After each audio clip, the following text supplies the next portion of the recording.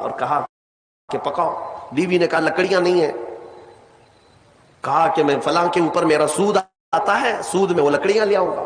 سود میں لکڑیاں بھی, گھر کا آٹا بھی سود میں لا کر کے دیے. بیوی نیک تھی, سمجھاتی رہی.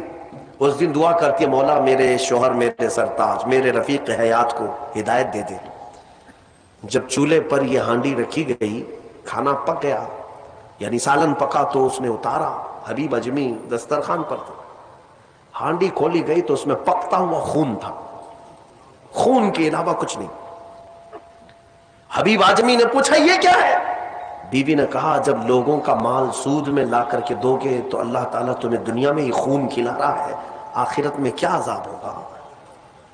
بات اثر کر گئی, بات اثر کر گئی دل پر, اور ڈر بھی گئے کہ اپنی آنکھوں سے دیکھا کہ پکتا ہوا گوشت خون بن چکا ہے.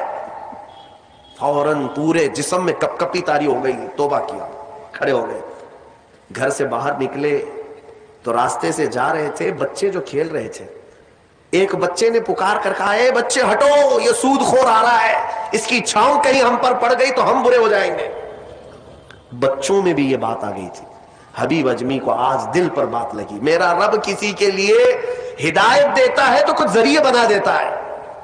حبیب اجمی اب رونے لگ گئے کہ میں اس قدر خستہ ہوں, اس قدر بدنام ہوں کہ بچے میری چھاؤں سے بھاگ رہے ہیں. اب سوچا کہ اب میں سود نہیں لوں گا اور نہ ہی اس کاروبار میں, سب کو چھوڑ دیا.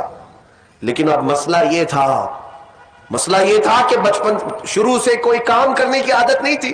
پیسہ دینا ہے, مارکیٹ میں گھما کر کے بڑا کر کے لانا ہے. کام کرنے کی عادت نہیں تھی, فن نہیں تھا, ہنر معلوم نہیں تھا. اب کمائیں تو کیسے کمائیں؟ سوچا کہ اب اس چیز کو چھوڑ دیا ہوں. تو بیوی سے آ کر کے کہا میری رفیق حیات, میں نے توبہ کر لیا ہے, میں نے توبہ کر لیا, آج کے بعد سے یہ سود کی طرف میں ہاتھ بھی نہیں بڑھاؤں گا. بیوی سجدہ شکر ادا کرتی اور کہتی ہے میرے رفیق, اے میرے زندگی کے ساتھی, اب فکر مت کر لو, میں تم سے کسی چیز کا مطالبہ نہیں کروں گی. آدھی روٹی بھی لاؤ میں صبر کروں گی, آدھی روٹی بھی آئی تو میں صبر کروں گی, اس لیے کہ آپ حلال رزق کی طرف جا رہے ہیں. کاش ہماری عورتیں ایسی ہوں جو اپنے شوہر کو سیدھے راستے پر لانے کا سبب بن سکے. ورنہ بہت ساری عورتوں کے مطالبات کی وجہ سے مرد حرام کاریوں میں پڑ گئے.